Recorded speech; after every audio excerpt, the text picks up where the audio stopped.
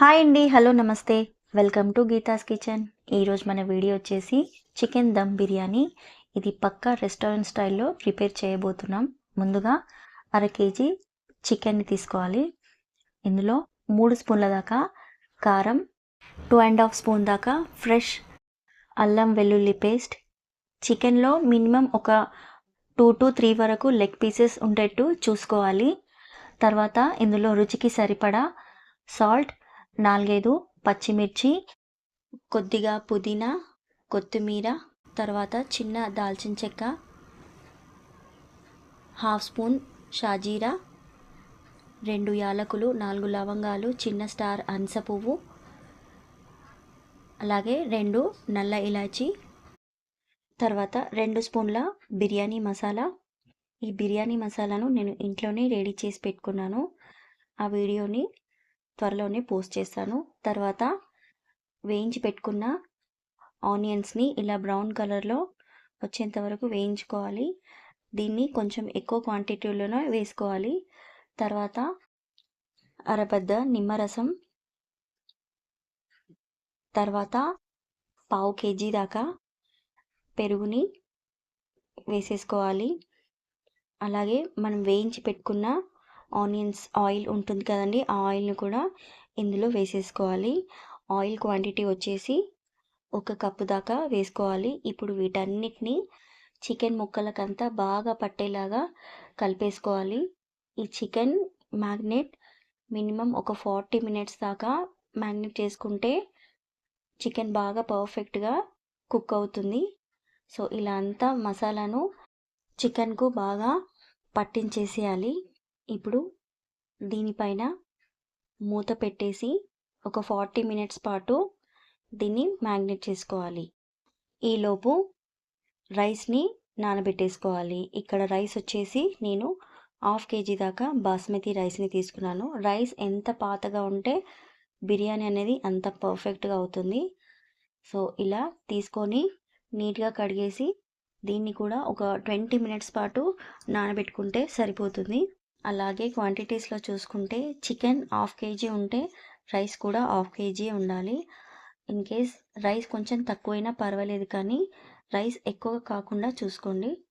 అలాగే ఇప్పుడు ఒక మందపాటి పాత్రను స్టవ్ పైన పెట్టేసి అందులో ఫస్ట్ ఆఫ్ ఆల్ చికెన్ని వేసేసుకోవాలి.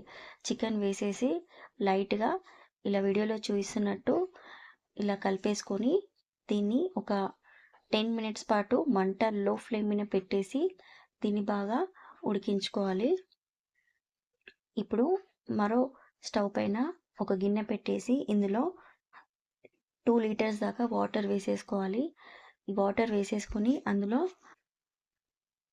ఫస్ట్ అరబద్ద నిమ్మరసాన్ని, కొద్దిగా ఆయిల్, అలాగే గరం మసాలా వీటన్నిటిని వేసేసుకొని వాటర్ని బాగా మరిగించుకోవాలి.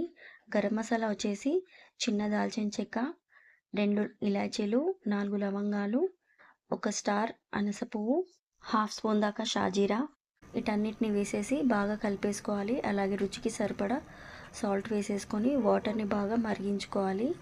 ఈలోపు చికెన్ని మరోసారి మూత తీసి ఒకసారి ఇలా కలిపేసుకోవాలి. మరీ హెవీగా కాకుండా కొంచెం లైట్గా ఇలా ముక్కలు ఇలా లైట్గా కదుపుతూ కలిపేసుకోవాలి. తర్వాత వాటర్ అనేది మనకు ఇక్కడ మరిగిపోతుంది. ఇప్పుడు ఇందులో రైస్ అంతా వేసేసి రైస్ని మినిమం ఒక 70 to 80% వరకు బాగా ఉడికించుకోవాలి. రైస్ ఇక్కడ ఉడికిన తర్వాత ఈ వాటర్ అనేది సపరేట్ చేసేసుకోవాలి. ఈ వాటర్ సపరేట్ చేసేసుకొని లోపు చికెన్ అనేది పర్ఫెక్ట్గా ఉడికిపోతుంది. అలాగే చికెన్ గ్రేవీ కూడా కొంచెం చిక్కబడుతుంది. ఇప్పుడు దీనిపైన రైస్ అంతా ఈవెన్గా పరిచేసుకోవాలి. ఈ రైస్ పరిచేటప్పుడు మంట అనేది కంప్లీట్గా లో ఫ్లేమ్ మీద పెట్టేసి రైస్ వేసేసుకోవాలి. రైస్ అంతా ఇలా ఈవెన్గా పరిచేసిన తర్వాత సన్నగా కట్ చేసి పెట్టుకున్న కొత్తిమీర, పుదీనా, ఫ్రైడ్ ఆనియన్స్, అలాగే కొద్దిగా వాటర్ తీసి పెట్టుకున్న బాస్మతి రైస్ ఉడికించిన వాటర్ని దీనిపైన కొద్దిగా వాటర్ని స్ప్రింకిల్ చేయాలి. ఇలా వాటర్ని కొంచెం వేసుకున్న తర్వాత దీనిపైన మూత పెట్టేసి మూత మీద వెయిట్ ఏదైనా పెట్టేసి మినిమం ఒక 10 నిమిషాల పాటు హై ఫ్లేమ్ మీద పెట్టేసి తర్వాత 5 మినిట్స్ పాటు లో ఫ్లేమ్ మీద పెట్టేసి స్టవ్ ఆఫ్ చేసిన తర్వాత జస్ట్ ఒక 2-3 మినిట్స్ తర్వాత మూత తీసి చూస్తే బిర్యానీ అనేది మనకి ఇలా రెడీ అవుతుంది.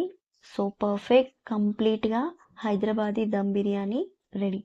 ఈ విధంగా పర్ఫెక్ట్ కొలతలతో చేశారంటే ఈవెన్ మీరు ఫస్ట్ టైం చేస్తున్నా కూడా పర్ఫెక్ట్గా కుదురుతుంది బిర్యానీ అండ్ టేస్ట్ కూడా ఏమాత్రం తగ్గదు. సో డెఫినెట్గా కంపల్సరీ ట్రై చేయండి.